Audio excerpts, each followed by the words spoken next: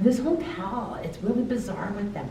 It's like they have co-owners from the spirit dimensions. It's like I've got like 2 or 3 different owners. They're dead, but they're working together now in the hotel. Welcome to TylerMedeirosTV. In today's video, we're going to be taking a look back to a place where I have visited once before. There has been something inside my head that has been drawing me back to this location ever since I visited it. Now, what may be the location, you might ask? Well, it's one of Canada's most haunted hotels. Not only did I experience some really strange things the first time I was there, but the returning visit would leave me on edge all through the night. While returning to this location, we had a whole new perspective of the building and what may be lurking in its historical walls.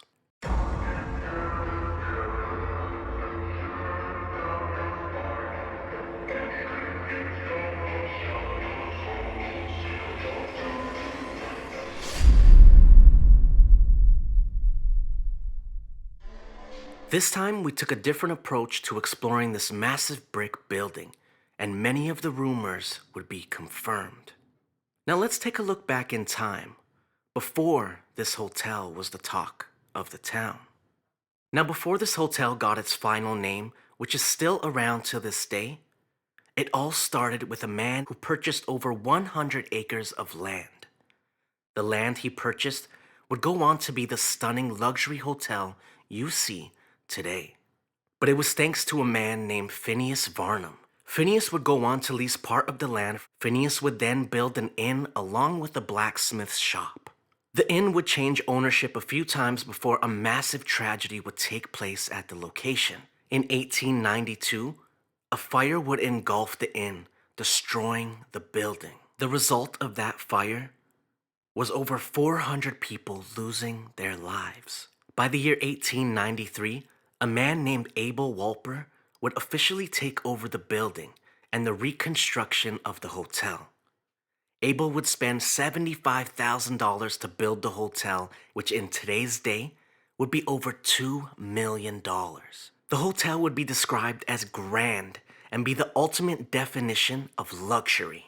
The hotel would be full of life, hosting extravagant balls and even accommodating royalty at times, along with celebrities. But just as much as the hotel was full of life, there would come a time that the hotel would be consumed by death once again. Abel Walper would own the hotel until 1908, where a man named Joseph A. Zuber would then take over.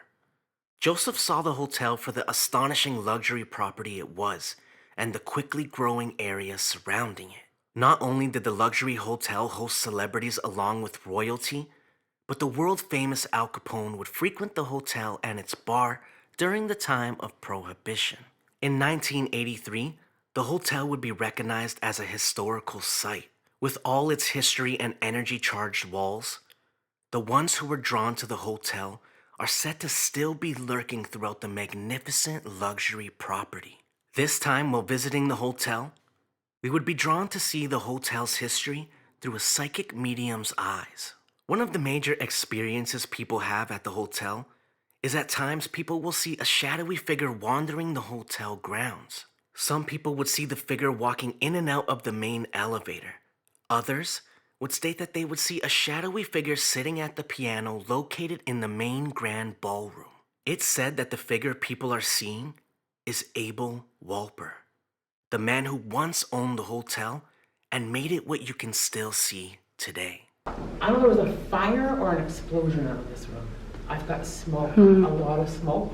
Another story is that one of the maids of the hotel would be victim of an explosion in one of the rooms, room 417. On October 13th, 1898, an explosion would occur in the room while the maid had been doing her rounds. The woman's name was Prudence Thackeray. Now, many aren't exactly sure about what had taken place due to records of the hotel during this time being missing or very vague. One theory is that there had been a faulty gas line which caused the explosion. Another theory is that a guest had smuggled a grenade into the room, which would result in the blast. I also feel though that this spirit isn't trapped here.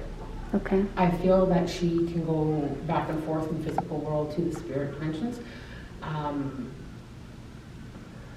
I also feel there was no justice. This was never found out. I don't feel anybody charged.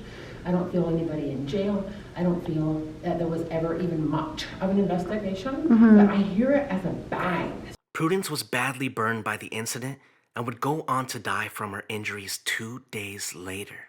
Many have stated seeing a shadowy figure walking the 4th floor, and at times even entering room 417. People also claim that they would be woken up in the middle of the night, where their sheets were no longer on the bed and were now folded up in a pile as if a maid had been cleaning the room. People even stated they would hear footsteps with no one there.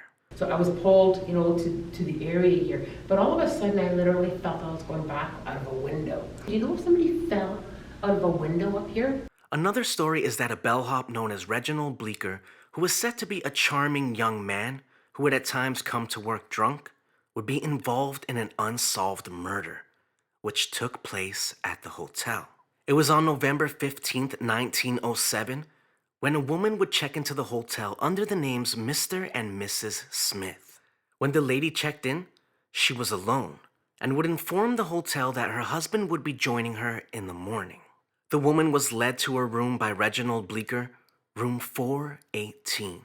That would be the last time the woman would be seen alive. At sunrise the next morning, the young lady's body would be found on the sidewalk, directly below room 418. When officials investigated the room, evidence pointed to what could have been a suicide. There was no forced entry into the room, and a window was found open. It was when officials found a clump of dark wavy hair clenched in the woman's hand that they knew it was much more than what they thought.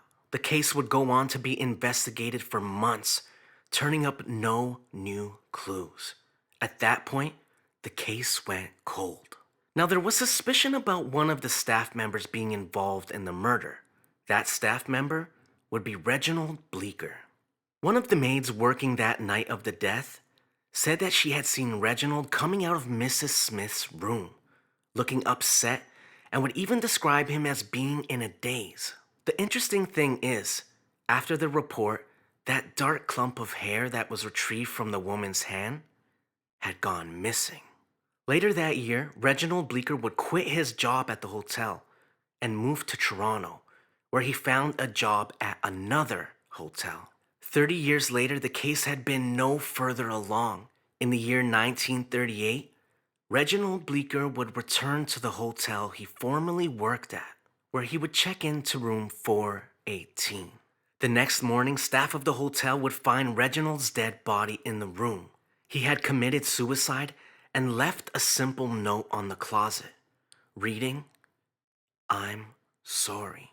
Many speculated that the note, along with his actions, was a confession to the murder of the woman. People staying at the hotel have said that they've seen him wandering the lobby, and he could even sometimes be seen walking the main stairs. Others have said they've seen the man walking the exact sidewalk the young woman was found on. Another story is about a man who owned the inn before the hotel became what it is known today. It's said that people have seen a man at the bar at times who fits the description of this man. Many would even say that they would feel as if someone was watching them while they were in the bar area. The last story involves Joseph Zuber Sr., a man who would be described as charming and having this magnetic energy about him. Joseph would pass away in his sleep while staying in the hotel on the 4th floor. Joseph owned multiple hotels, but this hotel he would often refer to as his career crown jewel. Many have recalled seeing the man wandering throughout the hotel after his death, and they would express it as a positive experience. Many believe it's because of his outgoing positive energy he had while he was living. I think it's safe to say that this hotel is true to its label as one of the most haunted hotels in Canada. Now I want to know what you guys think of this video down below in the comments, but I'm going to go ahead and close out today's video here. I hope you guys really enjoyed it. If you did, give it a nice big thumbs up. I really do appreciate it. I want to thank you guys so much for all the love and support. It really means the world to me, and I will see you guys in my next video. Peace.